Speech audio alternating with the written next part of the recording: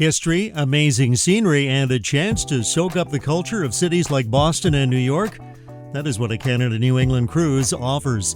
These summertime and fall cruises are gaining in popularity because each port offers endless possibilities. You can opt to cruise from New York, Boston, or Quebec City, depending on itinerary and cruise line. Smaller ships can also leave from Montreal and sail the St. Lawrence River. We arrived in the city that never sleeps a day early. Even if you have been there before, there is nothing like a visit to New York. The traffic, the crowds at Times Square, the escape to Central Park, and a walk down Fifth Avenue to do some window shopping.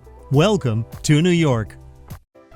Times Square is at the meeting point of Broadway, 7th Avenue, and 42nd Street. It's one of the most famous sights of New York. The classic photos of Times Square, filled with yellow cabs, is no more since 2010, when Mayor Michael Bloomberg said Times Square would be closed to cars forever. Being car-free allows for more than 360,000 people every day who come to Times Square to walk just a little more freely. Named after the New York Times, Times Square, of course, is best known for the ball drop at midnight every New Year's Eve.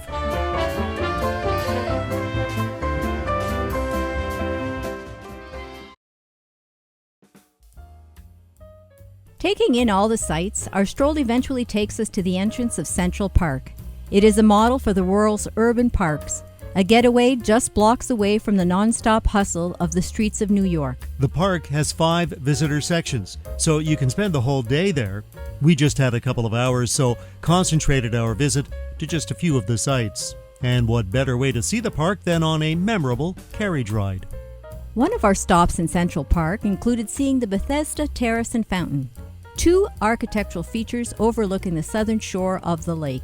The center of the fountain contains the sculpture Angel of the Waters by Emma Stebbins, the first large public sculpture commissioned for an American woman. Construction of the terrace and fountain occurred during the American Civil War.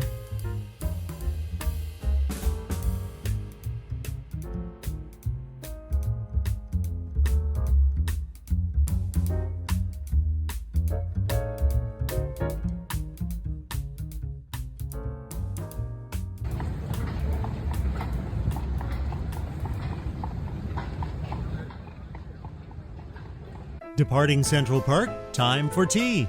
No better place to have that cup of tea than to drop into the Plaza Hotel. The most lavish social affairs, as well as classic Hollywood films, have all used the legendary hotel as their setting. Time for some shopping. Fifth Avenue is a place to be. Without a doubt, it is one of New York's most glamorous streets. All the names are here, making it one of the world's most expensive retail destinations.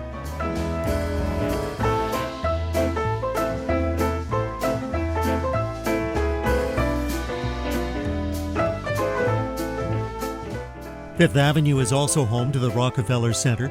Described as one of the greatest projects of the Great Depression era, Rockefeller Center is a New York City designated landmark and a National Historic Landmark. We visited the lower plaza located in the very center of the complex and below ground level. The plaza's main entrance is through the Channel Gardens, a 60-foot wide, 200-foot long planted pedestrian esplanade running westward from Fifth Avenue. Much of the plaza's outdoor section is occupied by an ice rink. Installed in 1936, it replaced unprofitable retail space. Originally intended as a temporary measure, the rink became an immediate tourist attraction upon opening. It is also here where the lighting of the famous Rockefeller Center Christmas tree can be seen. Nearby is St. Patricks Cathedral, directly across from Rockefeller Center. It is the largest Gothic Revival Catholic cathedral in North America. Construction began in 1858, and since then, it has been restored several times. St. Patrick's Cathedral is clad in marble and has several dozen stained glass windows. The bronze doors that form the cathedral's main entrance on Fifth Avenue are flanked by towers with spires rising 329 feet. The New York Public Library, often referred to as the main branch, the Beaux-Arts landmark building on Fifth Avenue and 42nd Street, houses some 15 million items. Among them, priceless medieval manuscripts, ancient Japanese scrolls, contemporary novels and poetry, as well as baseball cards, dime novels, and comic books. On Fifth Avenue, work progressed slowly but steadily on the Monumental Library, which would eventually cost $9 million to complete. Official dedication of the library was on May 23, 1911. Time for some downtime, so it's back to our hotel and rest up for cruise day. We awake to a stormy day in New York City. Heavy rain, though, does not stop us from making it an adventure to get to the Brooklyn cruise port.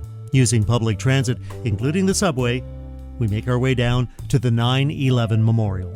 As a monument to human dignity, courage, and sacrifice, the 9/11 Memorial and Museum honors the nearly 3,000 people killed in the terrorist attacks of September 11, 2001 and February 26, 1993. It recognizes the courage of those who survived and salutes those who risked their lives to help others. When you visit the 9/11 Memorial at Ground Zero, you'll probably notice a large white building with steel wing-shaped tips reaching towards the sky. That's the Oculus, a transportation hub and shopping mall built alongside the One World Trade Center. The building is one of many that were included in the city's plan to rebuild the World Trade Center after September 11th.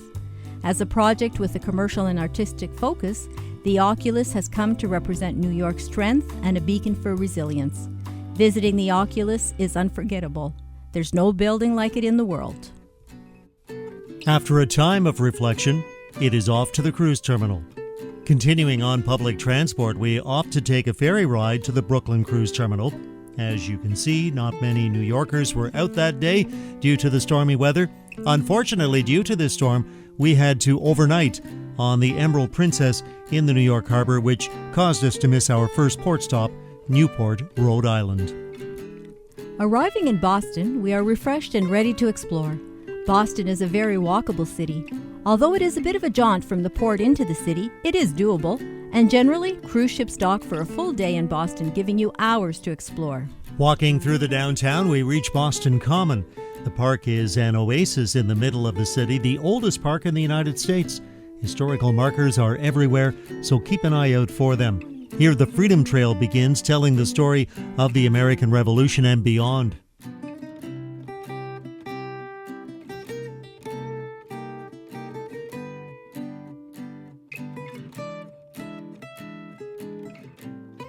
Further along, we reach the Massachusetts State Legislature building.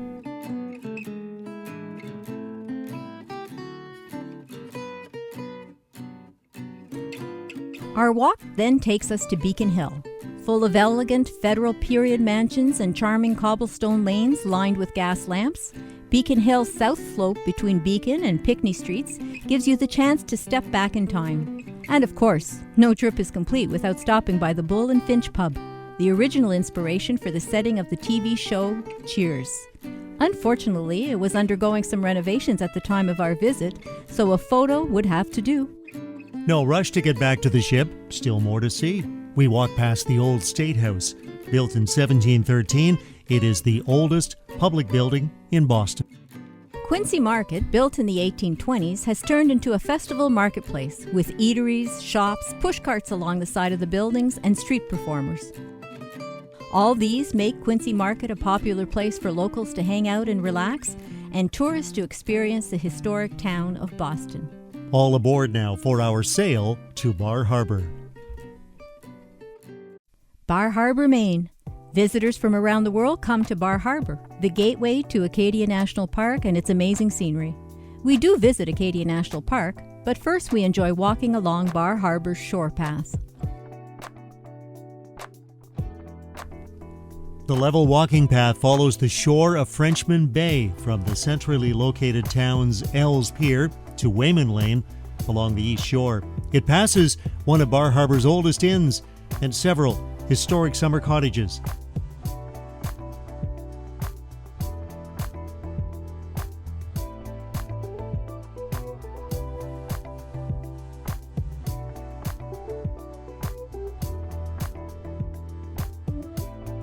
The footpath eventually connects you back to the center of Bar Harbor, where you will find yourself strolling through the downtown, filled with shops and people. We bought tickets to visit Acadia National Park from a local tour company. The tour leaves quite frequently, and the driver, who also serves as your guide for the day, was outstanding. As a local, it is quite evident he is proud to call Bar Harbor his home and able to share it with visitors. One of our stops on the tour was to witness the power of ocean tides at Thunder Hole.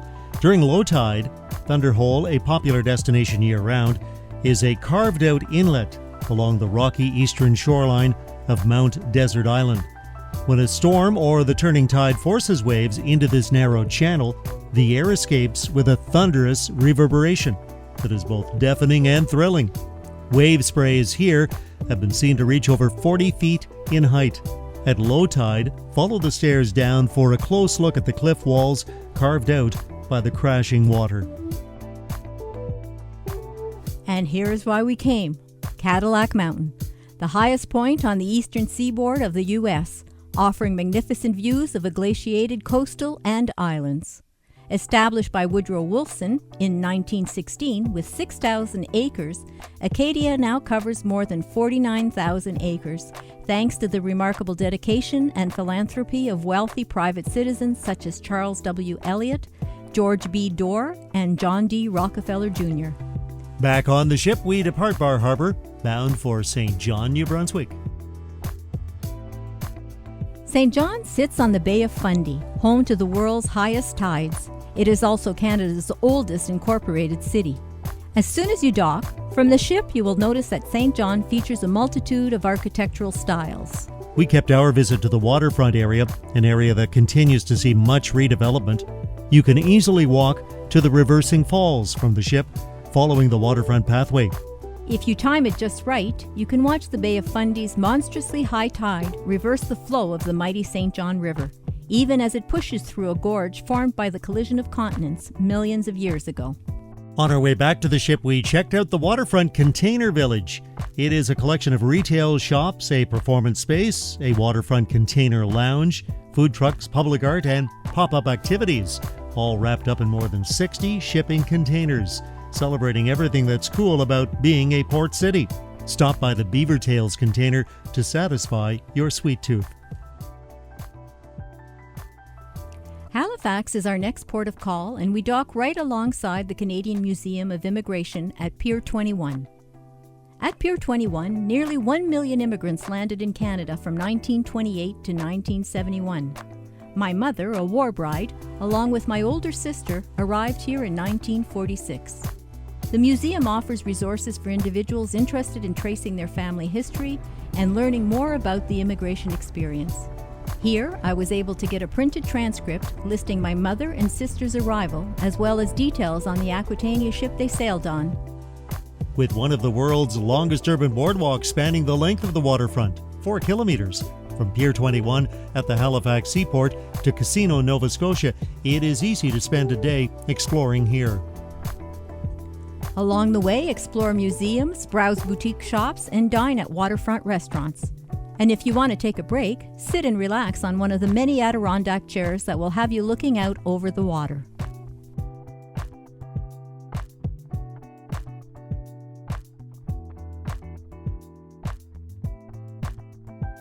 For nearly 30 years, the Haddad family created and shipped their specialty treats all over the Middle East and Europe. Displaced by war in Syria, their journey as refugees eventually brought them to Nova Scotia, where they rebuilt their lives and their chocolate company, Peace by Chocolate. We enjoyed a beautiful day in Halifax, and like all of the ports of call on this cruise, you'll leave wanting to come back again. A visit to Peggy's Cove and the Titanic Cemetery are also great to visit, but as we had seen these on previous visits, we opted to explore the Halifax waterfront. Departing Halifax, we enjoy a sea day on our way back to New York City. While Canada and New England may not spring to mind when you think of cruise destinations, they should, because the perfect way to experience this naturally gorgeous, history-packed region is to arrive by sea.